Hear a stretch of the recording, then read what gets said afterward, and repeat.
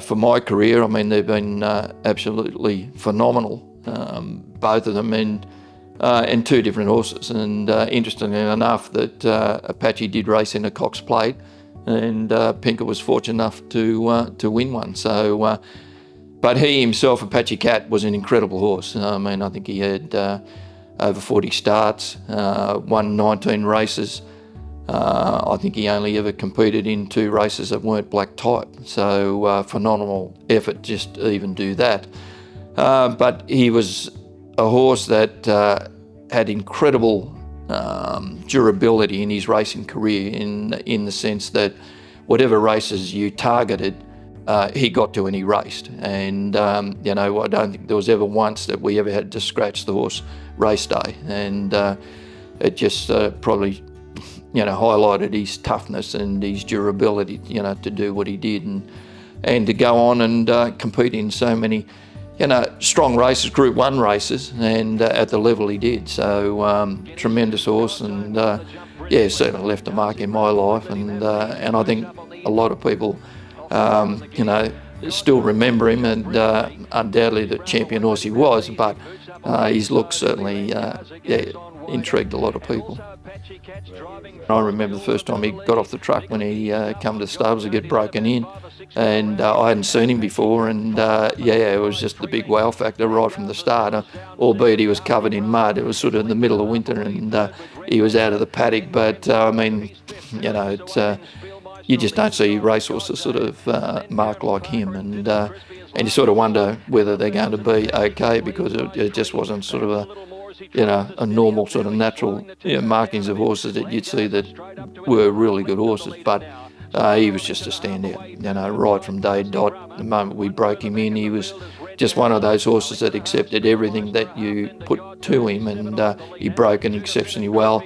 And he was just a good, sensible horse, which made it, you know, a pleasure to train him, because he just went out there, he just did what he had to do, and you know, whatever you wanted to do in his work, he just went through his gears, and he did it so comfortably. And I think, again, that was probably contributory to his ability, because he was never under pressure. He just, whatever he had to do in track work, it was like a stroll in the park for him. So he enjoyed his work, and it just flowed on to race day. You know, the first couple of times we had to travel him, he got a little bit agitated, just more so in the float.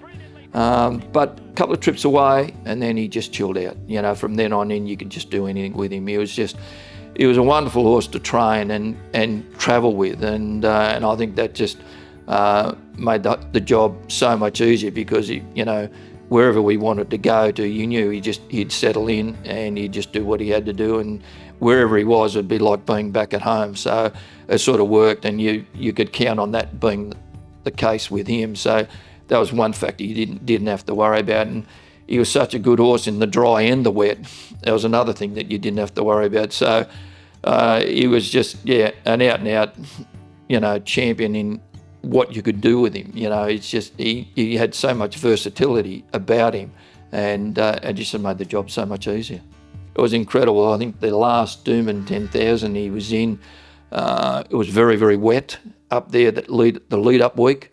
We were 2 days out, and he started to get a foot abscess behind, and it sort of developed more on the Thursday. Obviously competed on the Saturday, started to get a bit of heat in the foot. He started to be noticeably lame, got the farrier in. They dug the abscess out, corked it, and we wrapped it up. And even the farrier said, gee, I think it'll be doubtful if this horse could run on Saturday. And that would have been the first time ever that the horse wouldn't have made the races that we'd targeted. And true to him, he came out Friday morning, and he was as sound as a bell. Went and had a trot and a canter, and just lined up Saturday and won the Doomben 10,000. So he was very, very tough horse, and he never let anything worry him. He probably, I mean, he kicked off his career. He won his first start at Sandown, and then I think he may have run fourth in his next start, won the Gibson Carmichael, spelled, come back in as a 3-year-old. And he probably just started to show us a little bit more then that he was just a bit above average. And we didn't know where we were going to get with him, of course. He was, as I said, he was just one of those horses that just did what he had to do, and there was no fuss, no bother, and he made light work of what he did do, and went through the spring. I think he won the Guineas Prelude, lined up in the Guineas. We didn't have any luck that day. Then spelled, come back in for the autumn, and that's when things really started to gain a little bit of momentum. You know, we started to realise that this horse had improved just through natural maturity and experience, and then he was starting to develop into a really, really, strong horse in physically and what he was doing. You could just see that there was a change in this horse. So, and of course, his first Group 1 was the Cadbury Guineas. So, and a good one to win to crack your first Group 1. But from that, everything just sort of rolled on from there. And he went to Sydney, competed in some nice races up there. And as we know, he was more predominantly a superstar as he was a 4-year-old plus. And I think that time when he come in and won 5 Group 1s in a row, and started off with the Lightning and finished with the Doomben 10,000, and on the way through, I think the Australia Stakes, the TJ, the BTC Cup, and then the Doomben 10,000. Well, it was a wonderful feat to be able to do that in 3 different states, and that was just the horse. It's, as I said, you just targeted these races. He just got to them. He just ran as good as he could, and he was fortunate enough to be able to do that. But you enjoy that all the way through, and you appreciate it. But you appreciate a lot more what you had when you haven't got it. And of course, when he was retired, to try and find horses that can fill that hole, it's a big hole. Once he retired, he went to Living Legends, and it was a fitting retirement for him out there. You couldn't ask for better. I mean, they look after him like a king, and he goes to all these events and gets well treated, and he absolutely adores it. And it's good to see him. He looks terrific. They've done a wonderful job with him out there, and he's surrounded by superstars of the turf, of course. So it's a great place to be.